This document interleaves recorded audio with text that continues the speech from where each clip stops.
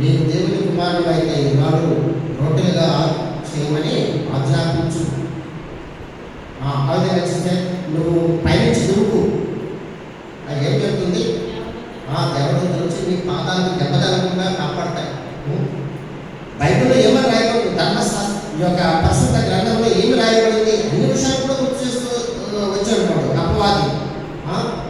ఆయన నిన్ను కూర్చి తన దూతలకు ఆజ్ఞాపించును, నీ పాదం ఎప్పుడే ఎక్కువ రాతి తగలకుండా వారు నిన్ను చేతులతో ఎత్తుకుందరు. తీసుకెళ్ళిపోయింది ఎక్కడికి? కొండ మీద తీసుకెళ్ళిపోయింది. అపవాది మిగులు ఎత్తైనా ఒక కొండ మీద ఆయన తీసుకెళ్ళిపోయింది. 7వ వచనం మధ్య భాగంలో, 8వ వచనం మధ్య భాగంలో ఉంది. ఈ రాజ్యములన్నింటినీ వాటి మహిమలు ఆయనకు చూపి నీవు సాగినప్పటి నాకు నమస్కారం చేసిన ఎడల వీటన్నింటినీ కూడా నీకు నేను ఇచ్చేస్తాను. అది దేవుని యొక్క ఇవన్నీ కూడా ఎవరు సృష్టించినవి? దేవునికి. దేవుని దగ్గర దేవుని కుమారుడి దగ్గరికి వచ్చి సాతాను ఏమంటున్నాడు? ఇవన్నీ కూడా నాకు సాగినప్పుడు ఇవన్నీ కూడా నేను ఇచ్చేస్తాను. చూసారా, ఈ లోకం కూడా అలాంటిదే, మనల్ని కూడా ఆశ చూపిస్తుంది. కాబట్టి ఏ విధమైనటువంటి ఆశ లేకుండా పరిశుద్ధమైనటువంటి హృదయం కలిగిన వారిగా ఉన్నది చాలు అనేటువంటి తృప్తితో దేవుడు ఇస్తే తీసుకుంటాం, దేవుడు కల్పిస్తే తీసుకుంటాం, దేవుడిని మహిమపరుచుతాం. దేవుని రాకడలో నేను ఎంతబడే గుంపులో ఉండాలి అనేటువంటిది ఒక బలమైనటువంటి నిశ్చయతతో మనము జీవయాత్రను సాగించినట్లయితే మనం చాలా ఆశ్చర్యమైనటువంటి వాళ్ళం. అయితే ఈయన ప్రార్థన చేస్తున్నాడు. ఏం చేశాడు అక్కడ? మరోసారి చెప్పండి. హబక్కూకు 3వ అధ్యాయము 2వ వచనం చదవండి.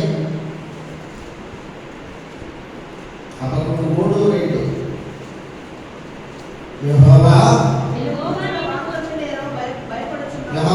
కూర్చున్న మాత్రం నేను భయపడుతున్నాను. యెహోవా సంవత్సరం జరుగుతుండగా నీ కార్యములను నూతనపరచును. సంవత్సరం జరుగుతూ ఉండగా నాకు దాన్ని తెలియజేయండి.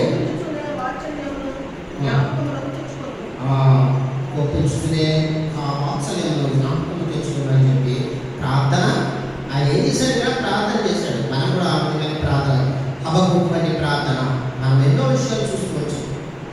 కాబట్టి లోకమును దాని ఆశలను గతించిపోతాయి. బ్రదర్, మనం చూసాం, మొన్నటి దినాన్ని మనం చూసాం.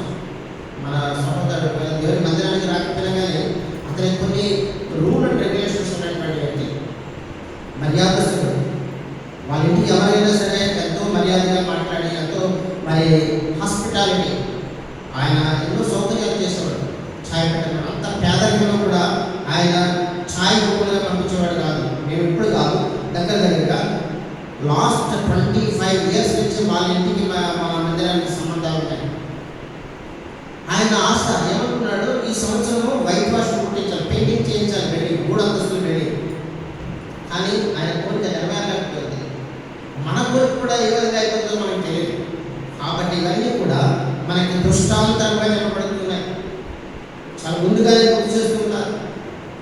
కాబట్టి మనం హెచ్చరిక కలిగిన వారిగా ఈ యొక్క వాక్యాన్ని అనుసరించి దేవుని సహాయాన్ని కోరుకుంటూ ప్రార్థనలో నడుచుకుంటాం. ముందుగా విన్న వాక్యాన్ని ఆధారం చేసుకుని ప్రార్థించండి.